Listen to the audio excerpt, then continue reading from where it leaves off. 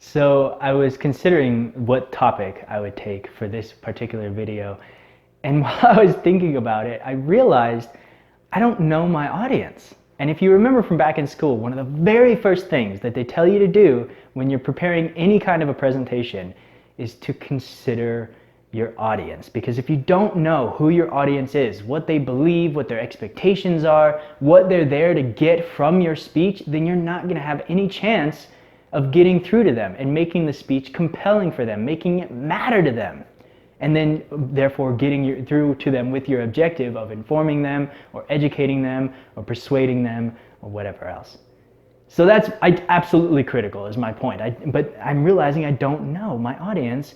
And at the same time, the same day I realize I don't know who my audience is, I also have this pressing deadline of the outline for this video is due today because I have this weekly schedule posting a new video every Saturday, and one of the pieces of that is building an outline. And on this particular day, the outline was the one that was due, and so I have this of a particular piece of content is due, but I don't know how to make that content compelling for my audience because I don't know who my audience is.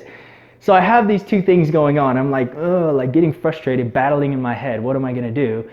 And I finally decide after a little bit of frustration, I'm like, okay, you know what? I think I have enough time left in the day. I'm gonna go ahead and put this to the side for now. I'm gonna set that in my back pocket, maybe come back to it later. Right now, what's really important to me is that I understand who my audience is and how then I can therefore better tether my content to speaking to them.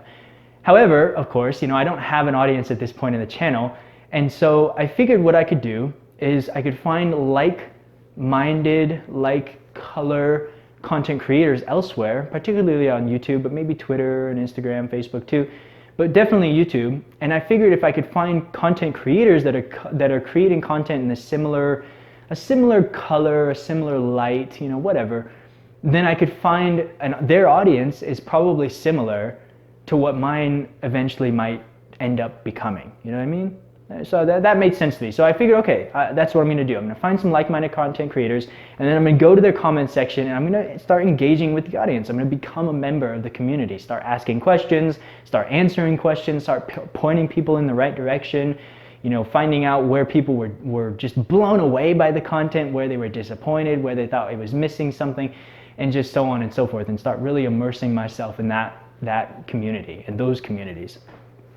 However, I came across several different channels, and I made a couple of different picks where I thought they were similar either to me directly, or I thought they were similar to channels that I thought were similar to me, so it was indirect relation.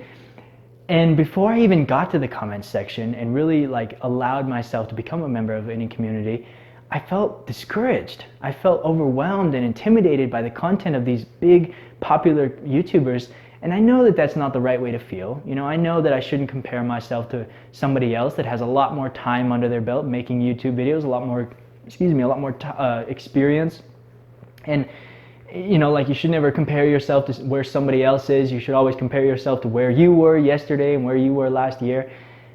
But I still felt that. But really, I don't think that this might just me be justifying my own ego, but it really seems like what I was disappointed in, or what I was feeling overwhelmed about, what turned me off about seeing these other channels that were really flashy and flamboyant and loud and fast-paced and stuff like that. It wasn't so much the hard work that I know I'm gonna have to put in and the distance between myself and them. I know that it's going to take a lot of work, and that doesn't turn me off at all. I love working hard as long as I believe in the work itself. Really what turned me off about seeing those channels was that it seemed like the majority of them weren't competing on how to give their viewers the best possible experience. Speak to them on the level of just speak to them down to their very core and help them in a way that just no one else ever could. That doesn't seem like what people are competing on. It seems more like who can be the loudest, who can be the fastest, who can be the flashiest, the most energetic, the loudest, the most flamboyant. And that's not who I am. That's not who I want to be. That's not what I want my channel to be. I don't want to be flashy, in your face, give me your attention, give me your attention. I much prefer to go very deep into the topics that I create and give you incredible quality, so that when you get a new video, it's like there's no question. You're gonna watch all the way through because you know it's quality. You know it's gonna be like the best of the best. And so anyway, this is where I'm coming from. I've got a little bit more to say, but let's cut out to another section here because I need a break. So I'm sure you're already aware, if you have considered becoming a content creator yourself, whether as a YouTuber or as a blogger or whatever else, you've probably already heard the pretty standard best practice advice, which is to produce content on a routine schedule or with routine frequency. So you could be, like posting a daily Instagram story or post, or putting out a weekly video for YouTube. And the whole thinking behind that is that it makes it very easy for your audience to understand when to expect new content from you. And that way they capture more of it, if not all of it. Because it's not like this haphazard, just kind of whenever they happen to capture it. They know every Saturday, Xander, puts out a new video, that's when I'll come back. But I have a couple of problems with this routine scheduling, and that's why I've decided, from this video forward, I am discontinuing the weekly YouTube videos. But let me explain why. The first problem that I have with this whole routine scheduling philosophy, it might even be effective. I fully admit it could be the best way to grow your channel. I really am not sure, but it kind of makes sense, and I respect anyone that follows it. I've been following it. But the first problem that I have with it is that it feels so bizarre. It's as if I kind of chalk it up to this metaphor. It's as if I have these rats, and I'm training my rats being you guys. It's like I'm trying to train you to come back and eat food every time I put my food out, or your food out. And like I said, it's as if I'm conditioning you by putting out a weekly video. I'm trying to condition you, hey, every Saturday come back for your weekly video, your weekly dose of Xander, you know what I mean? It's just so bizarre, and I don't want to treat you like rats, obviously. I don't want to treat you like rats. I don't want to treat you like animals. I want to treat you like people. And more than just people, I want to treat you like friends. And I know that sounds a little weird or corny or whatever, but I really do. I aspire, at least, in practice it might be more challenging than I realize at this point, but I really would love it if I could make this channel not about, like the attention grabbing and the fast pace and stuff like that, like I already mentioned, but about connecting and knowing you. I want to really know you, your struggles and your questions, and I want to basically be speaking to my past self, you in a position where you're basically where I was like 2, 3, 5 years ago, and that way I can relate to you and you can relate to me, and we can speak to each other in a way that just makes sense, and we relate to each other in a way that like with other content creators you just can't get that, or not many or whatever. Anyway, I don't want to treat you like rats. Okay, that's the first problem I have with this whole routine scheduling. The other thing that I have a problem with, or the other problem that I have with it, is that by having a routine schedule of this expectation of putting out a new video every single Saturday, I actually experienced this last week where because I have this deadline, no matter what the topic is, I'm sort of forced to just come up with whatever quality of video I can in that time frame and then poop it out, regardless of what quality it might be, because stick to the schedule, that's what's most important, and then the quality of the video itself just gets put in secondary position, and that's not okay with me anymore.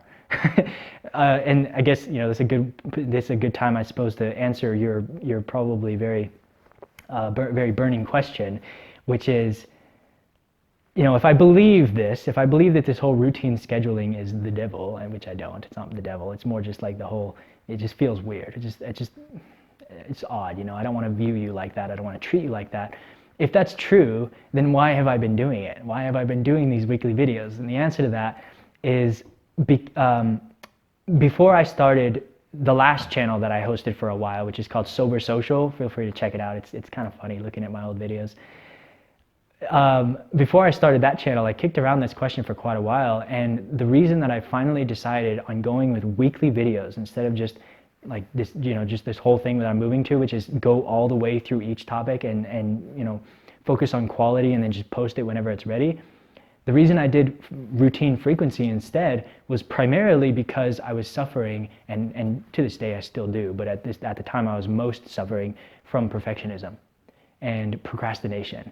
And so if I didn't have a routine schedule that told me, hey, screw the quality, whatever you can come up with this week by this day, just do it, because that will at least get you into the water. You'll actually be facing your fears, you'll actually be producing, you'll actually be hopefully, starting to serve people, at least, giving the opportunity, or giving yourself the opportunity, or people, I don't know. Because then, there's no room for like excuses, there's no room for procrastination and so forth, and that's why I did it. And from transitioning from Sober Social now to Xander Crofts, I think I kind of just ended up continuing with that just out of momentum. I didn't really consider it was starting this channel, but now that the question is back, I feel like having gotten into YouTubing, I've already done it for a while, and now I put my face out there, and it's not as scary. I put my name out there, and I feel like I'm in a greater position now to not have that as such a high risk of, if I don't have a schedule, that I'm not going to produce anything. You know what I mean? So that's the reason that I used to, or that I have been routinely scheduling, routinely posting, and that's why also the explanation as to why I feel no longer compelled to continue to do so. I want to value quality now. So this is what I want for you from this to wrap up the video. This is what my hope is for the rest of the channel, or until further notice. You're not necessarily going to know when my next video will be, but my hope is that my whole aspiration is to follow more in the footsteps of a channel like Vsauce, which I'm not sure if you're familiar with, and I actually don't follow them anymore either, but I did it back in the day. And back in the day when I was a huge fan, instead of having a routine schedule, he just kind of posted it was like about every month or so, but you didn't know. But even though you didn't know when it was to come out, when the next video did come out, you got very, very excited, or at least I did, because you just knew he took his time, he found it a fascinating topic, he went all the way through, it was a very thorough, just complete video, and he didn't pressure himself to give it to us by this day, and then this day, like this routine basis. He just kind of like, it's done. He took his time and he did it right. That's what I aspire to be for you guys. And I won't be perfect, and especially in the early stages of this channel, maybe it won't even be good, who knows, but it will be the very best of whatever I'm capable of at that time, and that's my personal guarantee, whatever that's worth. So that's my expectation, and that's my plan, that's my hope for you and for me.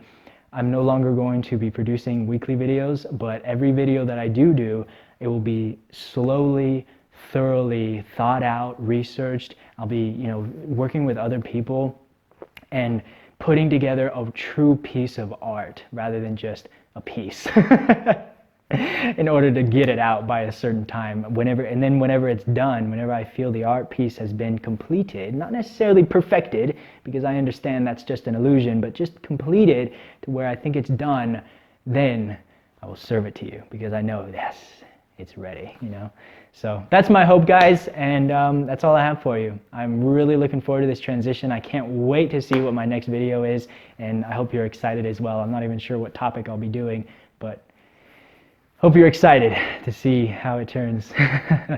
Thanks, guys. I'll see you next video.